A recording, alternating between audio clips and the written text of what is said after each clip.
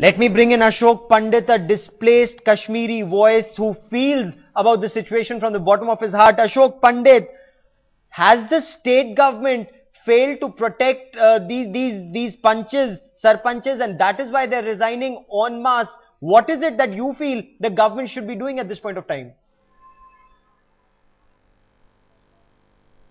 Gaurav, the issue is very simple, and it's not complicated at all. This is what the terrorists did in 1990 with us, and they have a habit of creating a threat perception when they see that they are losing on the power or the support structure in the valley. So to create their presence felt, this is what they do. Now they have targeted the sarpanches because it's a soft target for them and it's very easy to kill them.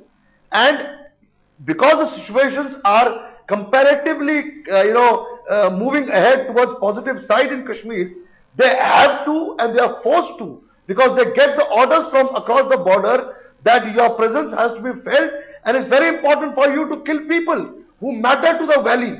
And this is a threat perception which the terrorists give. See, putting up posters, putting up names in the mosques, on the doors, it's a regular pattern with this terrorist. I have always done.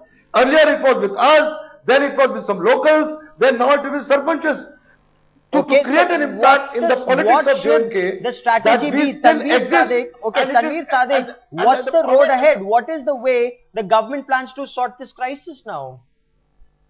See, if we are talking about the security point of view, the law minister in his press conference today has already said that there will be no night domination by the security forces. There will be more patrolling, and plus, if there is an individual, anybody has an individual threat, he will be provided security as well. But that is not the case. You cannot provide security to 33,850 punches or sarpanches. The point is the grassroots people have to be with the people.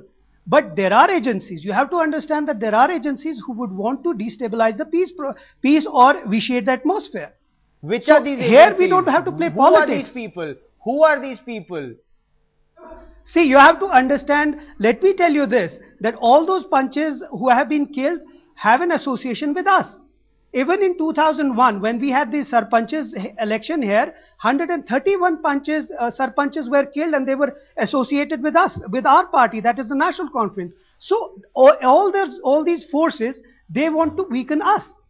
So, you have to understand that very important point Tanveer Sadiq is making, General Nirbhay Sharma. This is not just a blanket Lashkar-e-Taiba attack. There are political connotations to it, according to what Tanveer Sadiq is saying, General Sharma. What should the road ahead be? You know, Gaurav, having spent a fair amount of my service in Jammu and Kashmir, I have a fair amount of idea as to how it is being played out. One thing is very clear, that although we are returning towards normalcy, there is improvement in the law and order situation.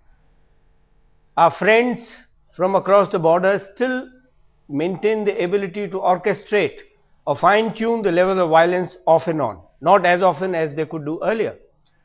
But the fact of the matter is that the basic structure of the panchayats, which flew out of the 73rd Amendment, has not been put into effect. There is no Gram Sabha at the village level, and I am talking to you not as a general of the army, but a man who would like to flag the basic flaw in the structure. When you have a Gram Sabha, there are people in the village who are with the sarpanch and they hold him accountable, at the same time they support him. That is one. Secondly, there is a fair amount of nomination which is being done at all levels. Like for instance, you have something like 33% reservation for women, and a proportionate reservation for the scheduled caste. Now they are not to be nominated, they are to be elected.